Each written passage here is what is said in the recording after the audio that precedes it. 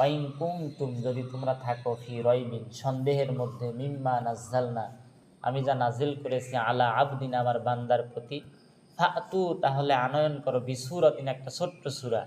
আউযু বিল্লাহি মিনাশ শাইতানির রাজিম।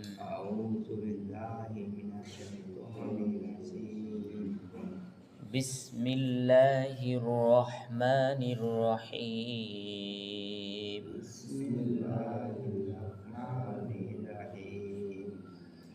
ইন্না আ'তাইনাকাল কাউসার, ইন্না আ'তাইনাকাল কাউসার, ফাসাল্লি লিরাব্বিকা ওয়ানহার, ফাসাল্লি লিরাব্বিকা ওয়ানহার, ইন্না শানিআকা হুয়াল আবতার। ইন্না শানিআকা হুয়াল আবতার। ইন্না আ'তাইনাকাল কাউসার, ইন্না আ'তাইনাকাল কাউসার, ফাসাল্লি লিরাব্বিকা ওয়ানহার, ফাসাল্লি লিরাব্বিকা ওয়ানহার, ইন্না শানিআকা হুয়াল আবতার। ইন্না শানিআকা হুয়াল আবতার। এর অর্থ হচ্ছে, নিশ্চয় আমি আপনাকে কাউসার দান করেছি, সুতরাং আপনার রবের সন্তুষ্টির উদ্দেশ্যে আপনি নামাজ পড়ুন এবং কোরবানি করুন। নিশ্চয় যারা আপনাকে লেজ কাটা বলে, নির্বংশ বলে, তারাই হচ্ছে প্রকৃত নির্বংশ। এটা হচ্ছে সূরার অর্থ। এই যে কোরআনুল কারীম পড়তেছি কিন্তু প্রতিদিন, তারপরে অনেকের মুখস্থ হতে চায় না। এর কারণ কি? এর কারণ হচ্ছে মনোযোগের অভাব, বা এটা মনোযোগ দিয়ে না শোনা বা না পড়া, বা সেইভাবে একটু চেষ্টা না করা। চেষ্টা করলেই পারবেন, কারণ আমরা জানি যে কোরআনের অসাধারণ মিল আছে, এবং আরবিতে একটা পরিভাষা আছে, বালাগাত, ফাসাহাত। কোরআন বালাগাত এবং ফাসাহাত দিয়ে পরিপূর্ণ, যার ফলে কোরআন বোঝা সহজ, পড়া সহজ, মনে রাখা সহজ। আর বালাগাতের প্রথম ধাপ হচ্ছে অর্থকে সঠিকভাবে বলা। অর্থাৎ কোরআন এমন, এর অর্থ সঠিকভাবে উদ্ঘাটন করা যায়, বোঝা যায়। যেমন আল্লাহ পাক সূরা ইখলাসে বলছে, কুল হুয়াল্লাহু আহাদ, বলুন তিনি আল্লাহ এক এবং অদ্বিতীয়।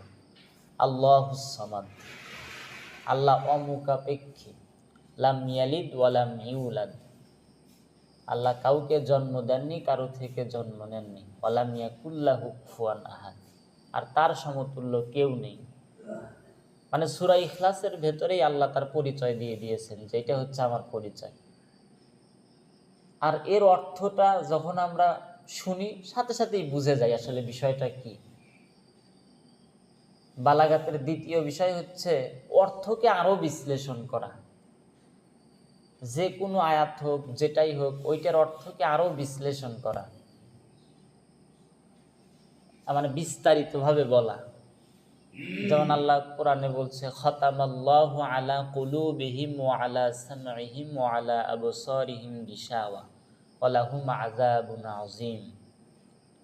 যে আল্লাহ পাক তাদের অন্তরে মোহর মেরে দিয়েছেন, চোখের উপরে রয়েছে আবরণ, আর দৃষ্টিশক্তির উপরেও আল্লাহ পাক এক ধরনের আবরণ দিয়েছেন।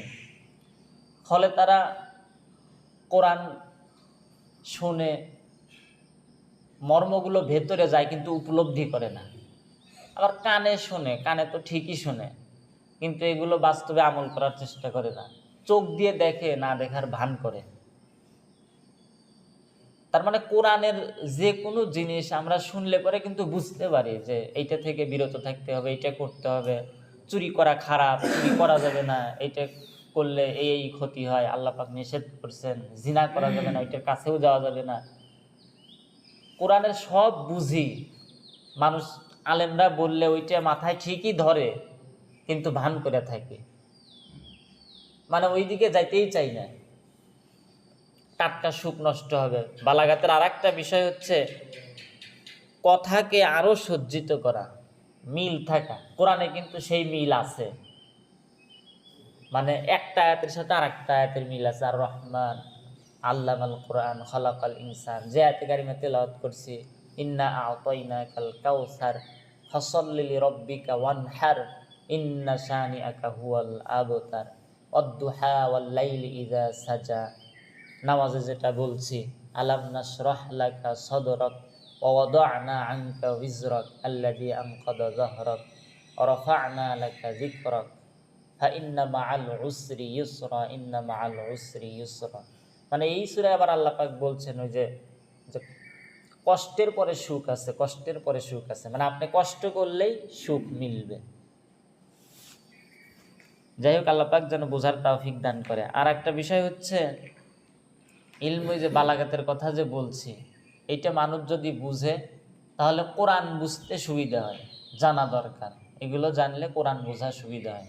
আল্লাহ বলছেন ওয়ালাকাদ ইয়াসসারনাল কুরআন লিযিকরি ফাহাল মিন মুদ্দাকির, আমি কোরআনকে বোঝার জন্য সহজ করে দিয়েছি। আবার এটা হচ্ছে কোরআনের মুজিজার প্রমাণ দেয়, যে কোরআন যে একটা মুজিজা, এটা বোঝা যায়। বালাগাত জানলে পরেই বোঝা যায় যে কোরআন কত বড় মুজিজা। মানে এর ভেতরে বালাগাত ফাসাহাত দিয়ে পরিপূর্ণ, মানে এইটা বোঝাও সহজ, আবার এটার সাথে মিল আছে, আবার ফাসাহাতপূর্ণ বিষয়।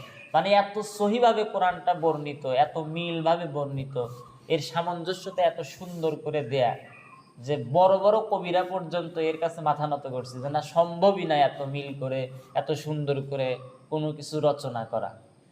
মানে আল্লাহ পাক যেটা করছেন, আবার আল্লাহ চ্যালেঞ্জও করছেন, ওয়াইন কুনতুম, যদি তোমরা থাকো, ফি রাইবিন, সন্দেহের মধ্যে, মিম্মা নাজ্জালনা, আমি যা নাজিল করেছি, আলা আবদিন, আমার বান্দার প্রতি, ফাতু, তাহলে আনয়ন করো, বিসুরাতিন, একটা ছোট্ট সূরা, অদউ শুহাদাআকুম, আর তোমাদের সাক্ষ্যদাতাদের মানে সাহায্যকারীদেরকে ডেকে নিয়ে আসো, মিন দুনিল্লাহ, আল্লাহ ব্যতীত, ইন কুনতুম সাদিকিন, যদি তোমরা সত্যবাদী হও তোমাদের দাবিতে।